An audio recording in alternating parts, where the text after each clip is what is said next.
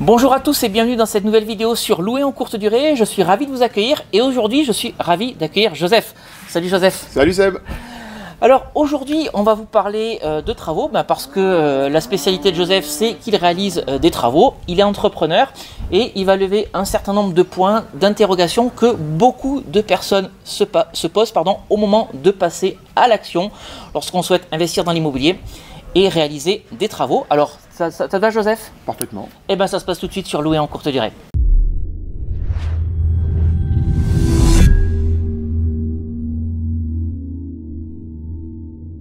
Alors Joseph, merci d'être présent. Est-ce que tu peux te présenter, nous dire ce que tu fais dans la vie?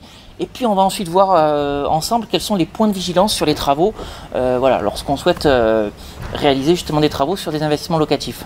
Salut à tous, je me présente, donc j'ai 30 ans, je m'appelle Joseph, je suis de la région nordique, donc de Lille plus précisément. J'ai une entreprise qui tourne depuis 5 ans, donc notre spécialité à nous c'est la rénovation générale et les énergies renouvelables. Donc nous en 5 ans on a réalisé plus de 500 chantiers, donc j'ai l'œil aiguisé sur tout ce qui est rénovation. Donc j'espère aujourd'hui vous apporter quelques petits conseils. Donc notre zone de chalandise aujourd'hui nous c'est le Nord, le Pas-de-Calais, l'Aisne et la Picardie, donc tous les Hauts-de-France. Donc aujourd'hui, je suis prêt à répondre à toutes les questions de Seb à ce niveau-là, il n'y a pas de souci. Ok, donc 500 chantiers en 5 ans? C'est ça.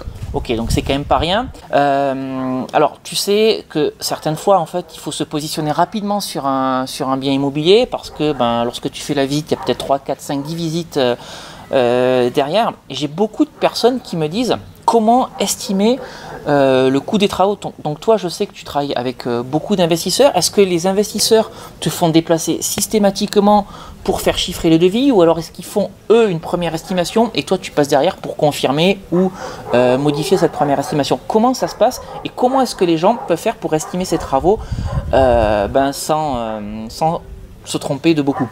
Alors en fait ce qui se passe c'est très simple, on va prendre les choses dans leur contexte. Moi je suis un petit peu l'artisan des investisseurs, ça veut dire qu'il y a beaucoup d'investisseurs qui me contactent pour rénover des biens, pour qu'ils puissent par la suite les remettre en location ou alors faire une plus-value immobilière, peu importe. Donc il y a beaucoup d'investisseurs qui viennent me voir avant d'avoir acheté en fait, donc ça, pour permettre d'avoir une estimation sur les travaux. Sauf que moi, les investisseurs ils font beaucoup de visites, moi je peux pas me déplacer en tant qu'entrepreneur 10 fois par jour pour faire des visites finalement sur des chantiers sur les personnes qui ne sont pas encore propriétaires. Donc pour vous faire gagner du temps, moi je leur dis systématiquement faites une dizaine de visites, sélectionnez 2-3 biens qui peuvent vous intéresser et considérez systématiquement qu'un rafraîchissement d'un bien ça coûte environ 500 € le mètre carré. Quand c'est une rénovation générale d'un bien, ça coûte environ 1000 € le mètre carré. Et quand c'est une rénovation en type luxe, on partira sur 1500 € le mètre carré. Donc tout dépend de ce qu'on veut réaliser. Si par exemple de la courte durée et qu'on veut du luxe, ce sera plutôt du 1500 € le mètre carré. Si on veut une rénovation classique, ce sera plutôt du 1000 pour mettre en colocation ou faire des appartements.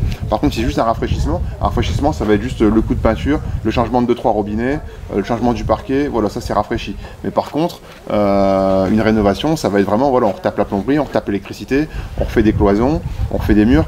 Donc voilà, ça vous permet en fait d'avoir un ordre d'idée de prix pour vous positionner. Donc retenez bien ça, 500 € environ le mètre carré sur du rafraîchissement, 1000 € pour de la rénovation et 1500 € pour de la rénovation haut de gamme. Ok, très bien.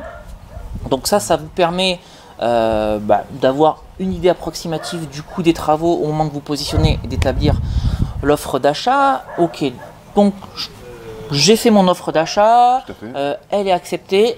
Bon, maintenant, il va falloir que je trouve le bon artisan ou le bon entrepreneur. Et une des craintes, c'est de tomber sur un escroc, un charlatan. Alors, toi, on se connaît un petit peu, je sais que ce n'est pas du tout ton cas là, mais comment faire pour identifier le bon entrepreneur qui ne te laissera pas en plan, qui ira jusqu'au bout des travaux et qui réalisera ton projet de bout en bout?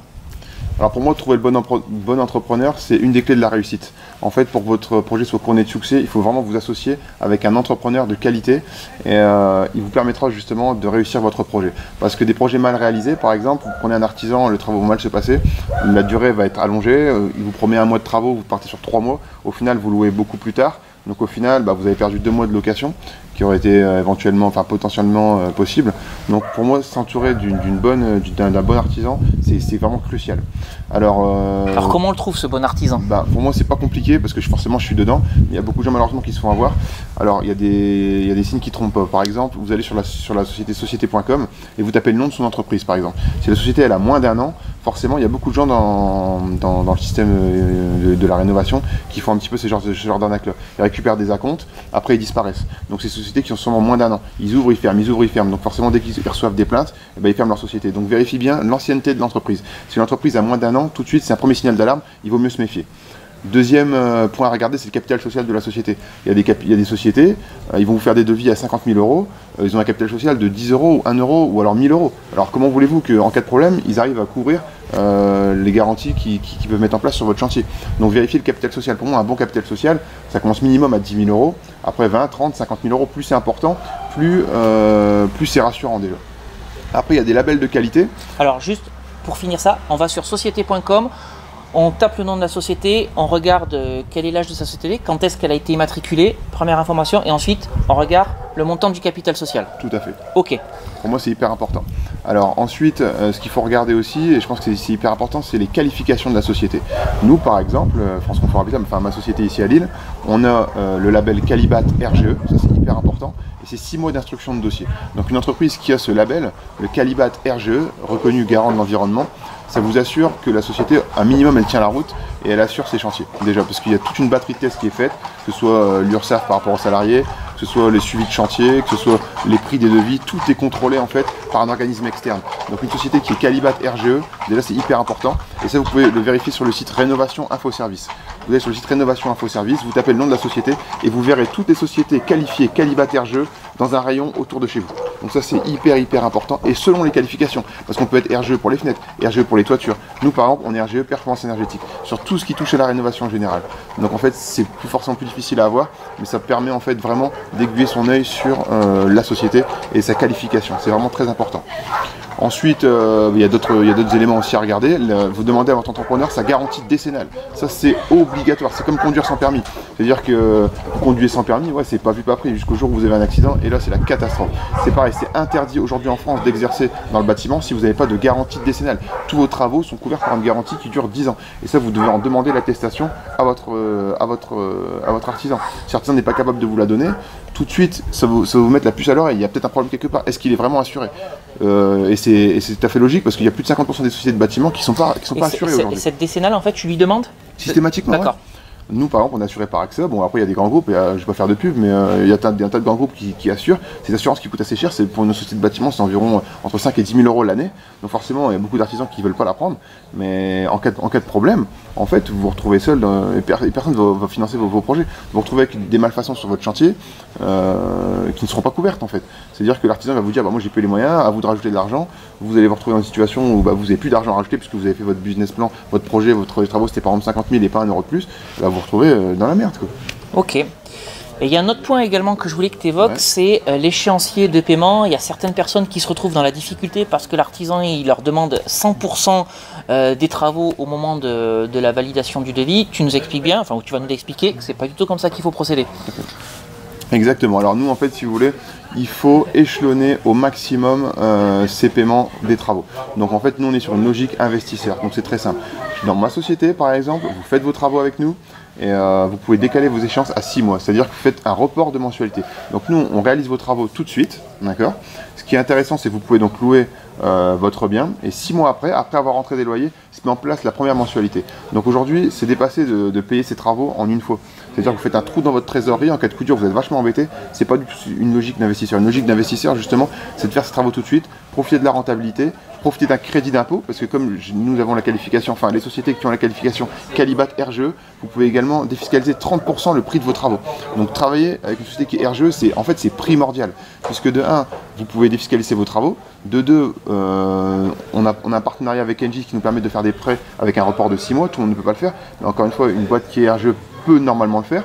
Et donc ça vous permet en fait de financer vos travaux à long terme en fait, sur une plus longue échéance, et en fait de ne pas les voir passer. Et donc là vous rentrez du cash flow, du cash flow, du cash flow. Au final avec tout ce cash flow, ben forcément ça vous permet de réinvestir, de faire d'autres travaux et d'avoir toujours un cash flow positif. D'accord. Bon, en tout cas, surtout ne pas payer 100% des travaux au moment de la validation du devis. Si en plus la société a moins d'1 an, si en plus le capital social est faible, c'est no way. Fuyez, franchement. Voilà. Fuyez, j'ai vu des cas vraiment de personnes se faire vraiment avoir. Là, on a un cas particulier qui est arrivé dans nos bureaux la semaine dernière. Le gars, il avait investi, je sais plus, je crois que c'est 30 000 € sur une entreprise. Le gars s'est arrêté, il s'est mis en liquidation judiciaire au bout de 6 mois. Donc en fait, le problème, c'est que le chantier était encore en cours. Donc il a dit au client, bah, je peux plus assurer votre chantier. Vous pouvez me rembourser? Non, je peux plus vous rembourser, je suis en liquidation judiciaire. J'ai les huissiers sur le dos, je n'ai plus d'argent. Il a refait confiance à une deuxième entreprise. La deuxième entreprise, qu'est-ce qui s'est passé? Le gars a pris son acompte et il a disparu. Plus de signe de vie. Il essaie d'attaquer la société, elle a moins d'1 an. Voilà, c'est un coup, dans un mois, la société va fermer également. Alors s'il avait regardé simplement société.com, il aurait vu une certaine ancienneté, il aurait vu aussi des avis clients, il aurait vu aussi, je sais pas moi, il aurait demandé simplement à cet artisan, est-ce que vous avez des chantiers références sur lesquels vous pouvez m'emmener, qu'on puisse jeter un petit coup d'œil. Bah, ça aurait permis d'éviter tout ça. Et là, c'est 50 000 € qui partent de l'autre côté, en fumée, malheureusement. Et nous, on va rattraper le coup, justement, en lui faisant ses travaux maintenant, et il va pouvoir payer dans 6 mois. Et donc ça va lui permettre de rentrer ses loyers et de pouvoir retomber sur ses pieds. D'accord, ok, parfait. Écoute, merci Joseph pour ces renseignements. Je pense que ça va aider beaucoup de personnes voilà, qui sont un petit peu apeurées au moment de se lancer dans les travaux et de choisir le bon prestataire ou le bon entrepreneur pour réaliser ces travaux. Est-ce que tu peux nous rappeler le nom de ta société pour les gens qui se trouveraient dans ta région et voilà, tout le secteur géographique sur lequel tu interviens aujourd'hui? Tout à fait, donc ma société c'est France Confort Habitat. On est situé dans le nord de la France, donc sur la métropole lilloise et sur tous les Hauts-de-France. Je suis vraiment, je pense, notre société, on suit vraiment les projets des investisseurs. Donc l'artisan des investisseurs, c'est nous. Donc nous, on est là justement pour réaliser donc, tout type de projet d'investissement et aussi d'énergie renouvelable. Si vous avez un chantier sur notre secteur géographique, vous passez par Sébastien, il nous retransférera les différents liens et puis voilà, il n'y a pas de souci. Ok, écoute, merci Joseph d'être passé sur cette chaîne YouTube. Je pense que tu as éclairé beaucoup de personnes. Donc je te remercie d'être venu aujourd'hui. Et puis donc si vous souhaitez en savoir plus sur l'immobilier à location courte durée, comme d'habitude, je vous invite à télécharger mes 2 e-books Convaincre la banque, mode d'emploi et doubler son salaire avec la location courte durée. Et puis je vous mets également à disposition une formation sur la fiscalité du loueur meublé non professionnel en location courte durée. Ça vous permettra de savoir à quel impôt vous allez être assujetti lorsque vous faites de la location courte durée. Et vous allez voir qu'il y a un certain nombre de fausses croyances. Et puis si vous souhaitez également en savoir plus, n'hésitez pas à vous abonner à cette chaîne YouTube si ce n'est pas encore fait. Je communique énormément sur l'immobilier et la location courte durée et je fais de temps en temps venir des experts comme Joseph aujourd'hui pour évangéliser voilà, sur des sujets que je maîtrise un petit peu moins. Donc encore une fois, merci Joseph d'être venu démocratiser et nous donner les bonnes astuces pour choisir le bon entrepreneur au moment d'effectuer ces travaux. Alors on va vous quitter ici pour aujourd'hui, puis comme d'habitude, on se retrouve très prochainement pour une nouvelle vidéo sur louer en courte durée. À très bientôt. Ciao. Merci Seb. Ciao.